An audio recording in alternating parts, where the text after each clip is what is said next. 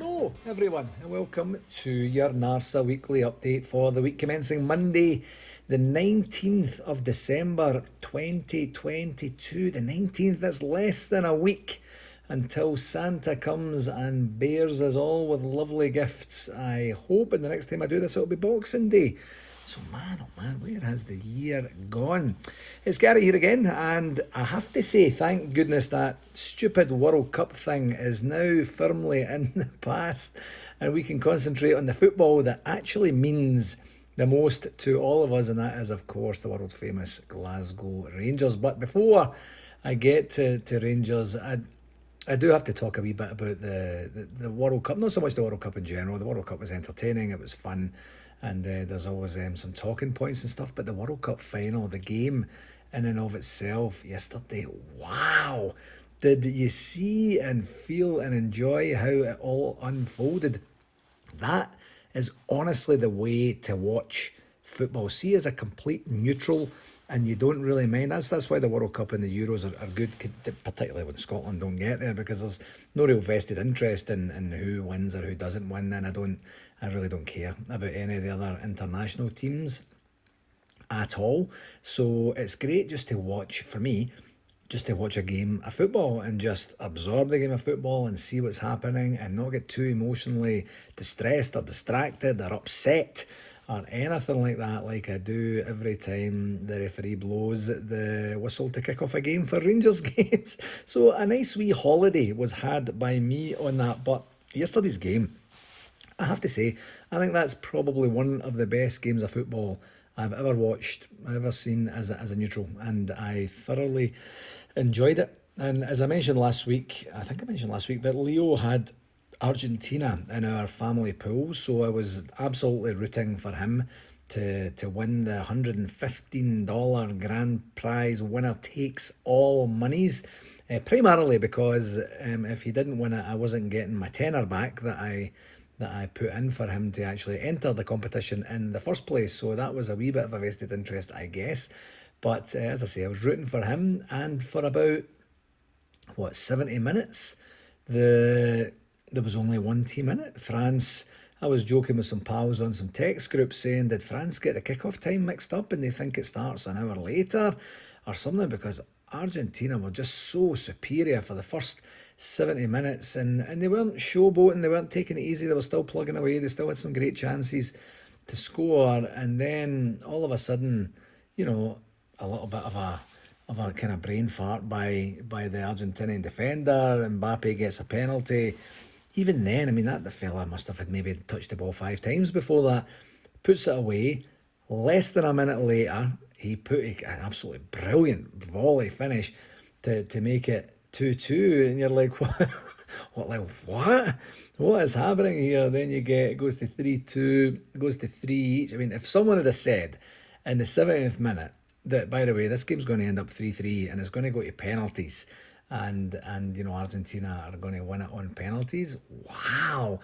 And for Mbappe, who didn't do much in the game apart from score a hat trick, he says tongue in cheek, but to score a hat trick in any game, and not win the game has to sting. To score a hat trick in the World Cup final when you're trying to be one of the few teams in history to actually retain the trophy and still come out on the losing side when you actually score 4 goals in the game, if you include his penalty and the penalty kick out and a penalty shootout, sorry, that it's just unbelievable. And did everybody see Ali McCoy's comments or hear Ali McCoy's comments? It depends what channel you were watching for the game, but they were going on about this being only the second hat trick in World Cup final history after Sir Jeff Hurst's hat trick, and McCoy said something along the lines of, it's the first hat trick in a World Cup final where all 3 balls have been across the line. His one-liners are just absolutely epic. So they are. And just, I mean, great to see, if you're a fan of Messi, if not, it doesn't really matter, but great to see him get his hands on the trophy. To be around when you've got Messi and Ronaldo battling for like the greatest of all time tag or label, it's just been great to see these guys doing what they've done in their career. And it's the same. I feel the same. When I was used to watch boxing, and you had Lennox Lewis and Mike Tyson and Riddick Bowe and all these guys back in the day, or from a tennis perspective, Andy Murray, and kind of battling it out with Djokovic and Nadal and Federer at the same time as well. I mean, this is history right there. Tom Brady on the NFL side and all that kind of thing. So just to see all that, be a part of that, experience that real time is just magic. So to see him complete his trophy haul, and I think that's his 42nd trophy he's won in his career, just nuts. And what about that goalie when he gets and it was a weird looking trophy that he got with his goalie glove on it, but he gets it, and then he does that bizarre gesture where I don't know, he makes it some sort of phallic symbol or something like that. I'm not sure what he did, but what a nutcase. I guess they do say that goalies are a wee bit on the kind of bonkers side, but that was kind of fun. But I mean, actually, one of the only kind of complaint I have is the amount of time it took for the actual ceremony, like the prize giving ceremony to take place. And it was very, very long. It wasn't the same in the third or fourth place game on the Saturday. They got the kind of stage out there pretty quick, and then had that kind of muted, weird celebration where they all get in the middle and celebrate without anything to actually celebrate with, like a trophy or anything. But yeah, it took them ages and ages and ages to get going on it, which was a wee bit of an anticlimax. But other than that, brilliant game, brilliant end to what I think was a very successful tournament for everyone as well. So yeah, it was good, and I don't know that we'll see a game like that in a World Cup final again. You're always just a bit worried for a final, aren't you? That you're gonna just see some boring, like the two teams cancelling each other out. But nope, that's not what we enjoyed yesterday. But as I say, I thoroughly enjoyed it, and but I am very much glad to get back on with the domestic season that we're, I guess, right now looking to kind of inflict some damage limitation for the fans and give us genuine hope for the future. And I guess you just see what happens in season for this one, and we only get to do that when Rangers are playing, and Rangers are winning winning games. So with that said, on to the games segment for this past week, and it's been a long time since I've managed to actually say this. I know I had a wee quick overview of the Leverkusen game last week, which I admitted that I hadn't even seen anyway. But the big news, of course, from last week was that Michael Beale's tenure as Rangers manager, competitive tenure, opened with a tale of two halves, a kind of roller coaster victory at home to Hibs with goals from Fashion Sakala, Ryan Jack and Alfredo Morelos, giving us the victory that we wanted. And it's been a while since we've seen Alfredo Morelos on the game sheet as a goal scoring or as the winning goal scorer as well. So that was great to see. But what about that first half? I joked on the NARSA communication WhatsApp group that we should bring Gio back after the first half, because our defending actually got worse than what it was when he was there as well. It was just absolutely awful. And in that first half overall, not just the defending, just the general play, apart from Sakala's goal, I guess. But, they moved, Hibs, I guess, moved Ryan Portes into midfield, and the way we played, we made him look like bloody Roberto Baggio strolling around the pitch there. And the first goal was just absolutely awful, the first goal conceded, that is. And I guess I can't actually even call it defending, can I? Because literally no one jumped. Everybody just stood there, and he had a wee jump, Portes that is, and just popped the ball into the back of the net directly from a corner kick. It's just bizarre. I don't know.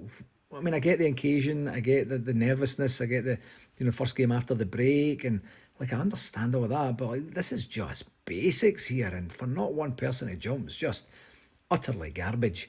And we then get a very well worked equaliser by Fashion Sakala, and he loved it, didn't he? He was going wild after he scored, only to lose a goal pretty much from kick-off, which was less than a minute later, with a ball, kind of nothing ball goes up, we clear it straight back to them, they just put a defence splitting ball right through, and I guess to be fair to the boy, he puts a good finish in, but man oh man, we were literally all over the place, and quite honestly, I think if it was 5-2 to them in the first half, that would have been a fairly fair reflection of the game, and it wouldn't have been too out of whack. Such were the chances that we gave them, and we were pretty lucky to kind of survive that. The second half though, much better.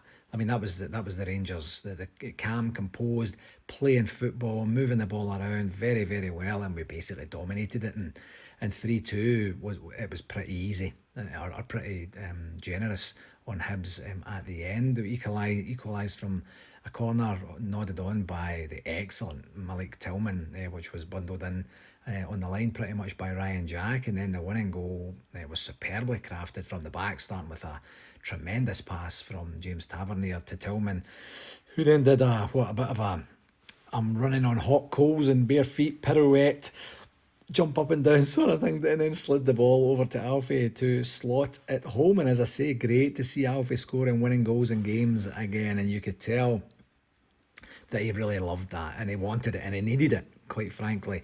And to have a genuine all guns firing Alfie will do us no harm at all going forward and into the kind of, what you could say, the trophies phase of the season with the League Cup stuff coming up here in the next couple of months. So good to see. And we could have added more in the second half, but maybe, you know, a 1-goal victory, especially after that shocking first half, kind of tempers my own for sure, our own expectations a wee bit as we ease into this new Michael Beale era. But yeah, job done. 3-2. Would have been great to get a clean sheet. The way we defended, we were very lucky. It was only 2 goals we conceded, so we will take that. And then that's the first of our run of midweek games out the way. 2 games this week, both in the league, starting with tomorrow's match away to Aberdeen, and that's a 3 o'clock Eastern Standard Time kickoff. That's 8 p.m. in the UK.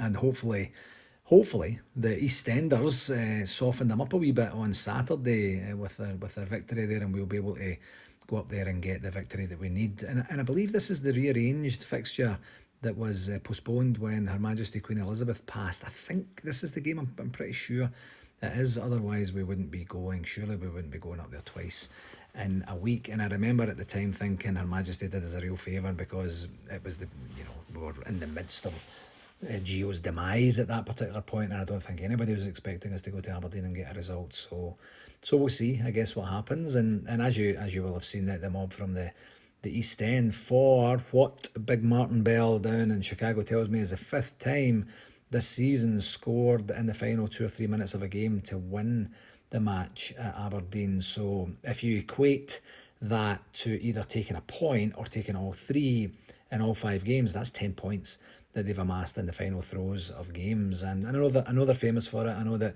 we watch the scores and then we got all annoyed and pissed off when it doesn't go the way that we want it to go, you know, but that's 10 points in this season only in 15, 16 games, that and they're 9 points ahead of us. So that's the lead right there, notwithstanding all the junk points that we've thrown away ourselves. I mean, we just need to start to do that again, and hopefully Beale's focus on our physical and mental fitness in the first wee while. Some of his interviews have really kind of honed in on that. That'll allow us to build that sort of resiliency into the team and mentality, quite frankly, into the team to keep things, what could you say, semi-interesting until Old Firm Day in a couple of weeks. Well, I guess we'll see. I mean, this week it's make or break, isn't it? Every single game.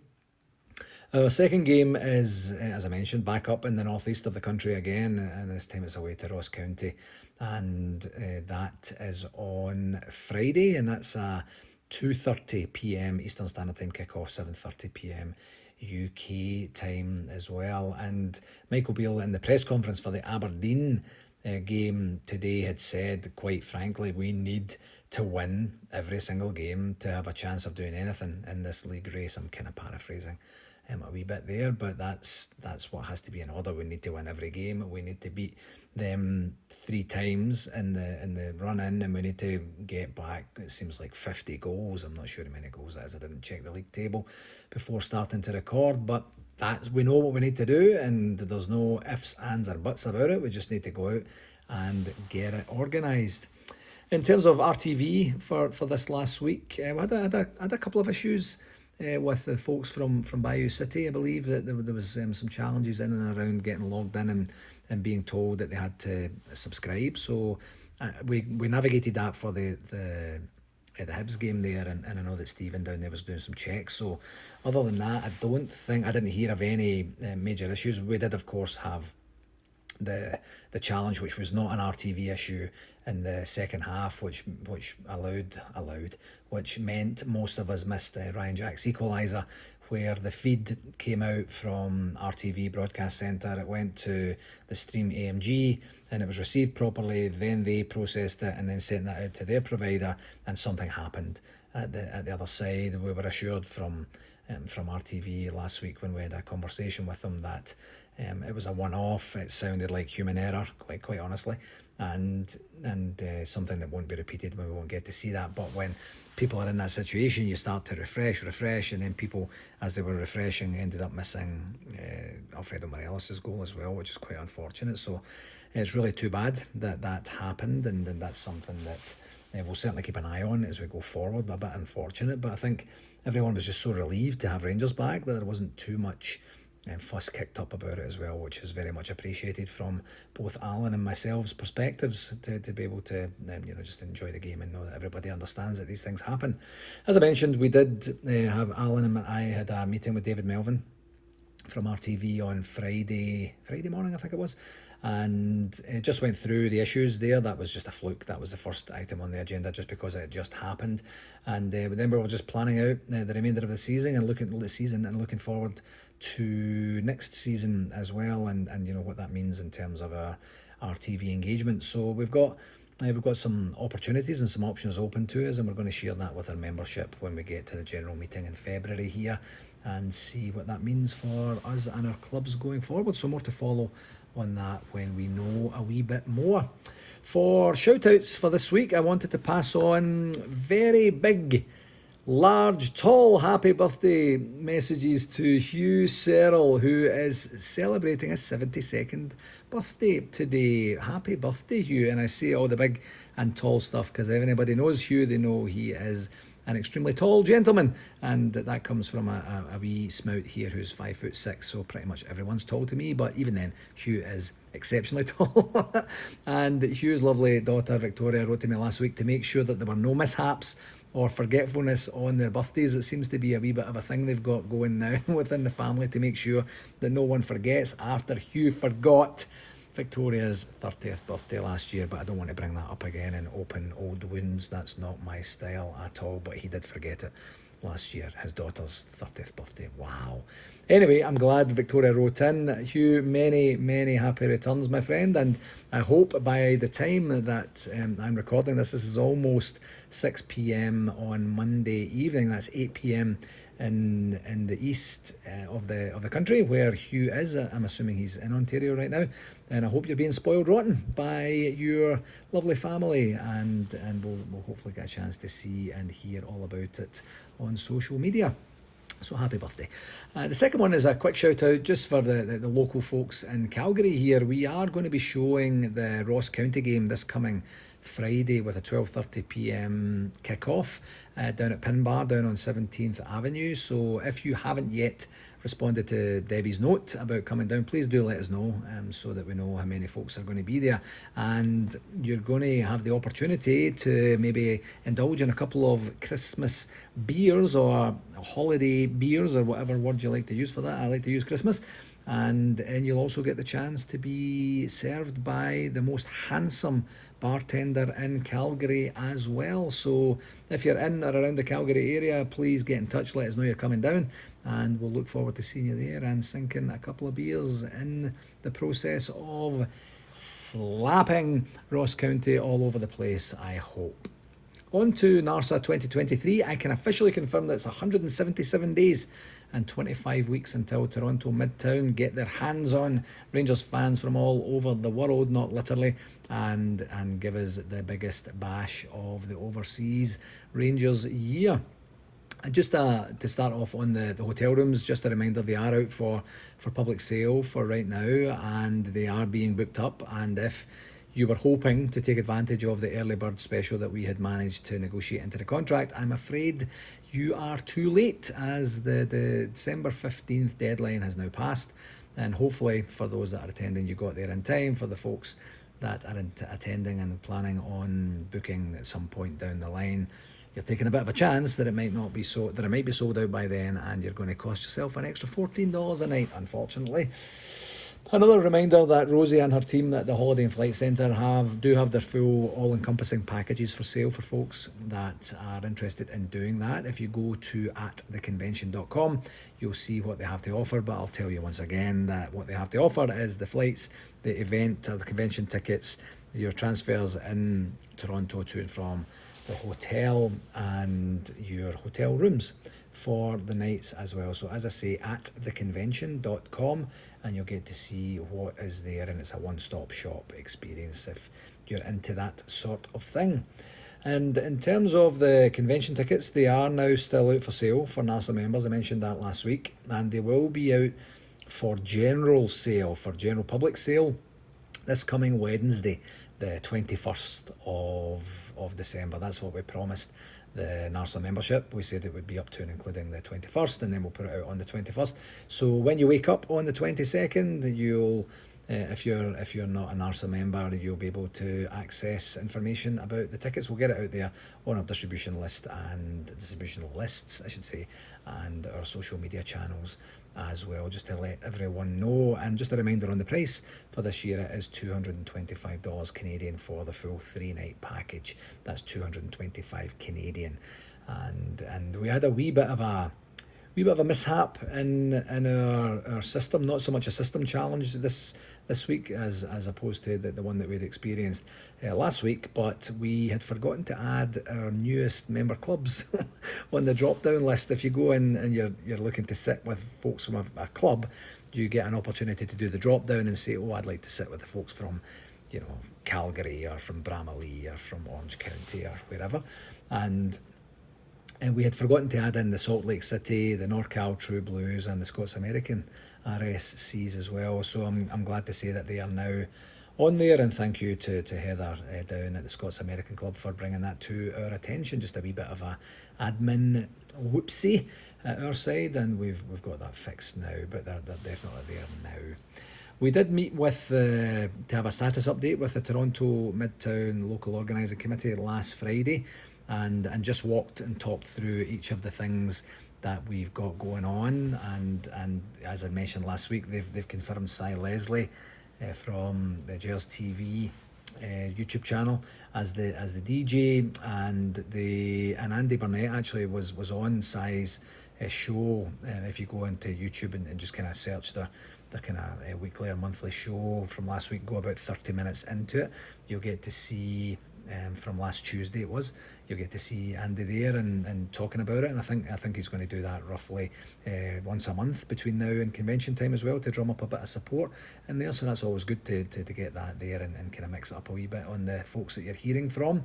And in terms of the entertainment, that's going well. The football and the golf is probably a bit closer to getting out there in terms of just being almost on the cusp. For right now, the football, we're still kind of working on a venue and stuff like that, and the same goes for excursions. There's going to be a couple of options offered up from an excursion perspective, not to spoil any surprises. I'll let Andy and his team do that for you, but we're looking. I mean, essentially January is going to be a busy month for getting on with all these things, and it's going to feel a wee bit more real. Hopefully we'll have a League Cup final to look forward to after January, and we'll get these out and really get a buzz going and work on the final throes of preparation to get ourselves organised for that as well. So just some logistics information. We are going to be doing these status updates at least once a month. If there's anything specific that I have to share with you, I'll certainly do that on each of these updates as well. But yeah, good chat. Always good to get in touch with the guys and figure things out as we move forward. So yeah, more on that when we have more to share. On the communication front for this past week, not too much going on. I think probably just primarily because it was as I mentioned, the final throes of the planning for. Or sorry, not the planning for, but the World Cup final. But Rangers did announce another Legends match last week that we got involved in. You remember, I think, what was it? I can't even remember when the last one was, but it was like versus a World 11, and we had Figo and Kaká and stuff like that there, which was fantastic to see. But anyway, I'll read out the article here to save me putting the link in the blurb for tonight. Following a hugely successful weekend of Legends last season, Rangers are delighted to announce that the Weekend of Legends 2, presented in partnership with 5 Stars, will take place in March 2023. On Sunday, March 26th, a star-studded Rangers Legends squad will play a World's Legends squad full of global talent at Ibrox Stadium at 2 p.m. Rangers will be captained by light blue hero and best friend of Gary Gillan, doesn't say that on the article, Barry Ferguson, and joined by other fan favourites including 55 league title winning Jermaine Defoe, Sasa Papac, Chris Boyd and Michael Moles. The World Legends squad will feature Premier League winner and Netherlands all-time goal scorer Robin van Persie, in addition to Champions League finalist and boyhood Rangers fan Robbie Fowler as well, and they will be joined by other superstars such as Jaap Stam, Joe Cole, Michael Essien, plus many more. Barry Ferguson, great, close, good personal friend of mine, can't wait to return as captain and said, everyone knows how much I love the club, so to have the opportunity to lead the Rangers Legends team as captain is an honour, and I can't wait to play again in front of the fans. Chris Boyd is looking forward to taking part in another Legends match and commented it will be a fantastic occasion that will bring together the Rangers family. Ibrox is a special place and Rangers is a special club, and the players can't wait to show their appreciation to the fans who have backed them over the years. And finally, Jermaine Defoe also can't wait to return and added, I'm really looking forward to getting my boots back on and running back out in front of the Rangers fans. I can't wait to see you all again. JD, what a guy, what a servant he was. It was so fantastic having him at the club as well. There's also some other stuff going on in and around that weekend as well, and there's going to be a Night of Legends that's going to be held at the new Edmiston House as well. So there's details on the Rangers website if you want to check that out. But that's something to look forward to, and that's going to coincide with the international break, I suspect, in March, which, interestingly enough, just as a wee bit of a side or a segue, today Michael Beale, if you've seen his press conference today, he had said he fully expects all of the Rangers squad, the entire Rangers squad, to be back by the next international break, which is March, as I mentioned. So, does that include Philip Hollander and stuff like that? I mean, we could have everyone back. I mean, that would be incredible to have that back by the, what's that, 3 months' time, 12 weeks' time, something like that. So, something to look forward to on that front as well. But anyway, yeah, the Legends, Weekend of Legends 2 with a more of a Premier League feel with a lot of players. I mean, I think we'll recognise every single name this time. Admittedly, I didn't recognise every single person from the World's Legends one last time, so maybe that's just my absolute ignorance there. But just one wee bit of housekeeping item on the communication for next week. It's that we won't be able to put it out on YouTube next week as Chris, our techno gonk, is enjoying some family time down in Reno.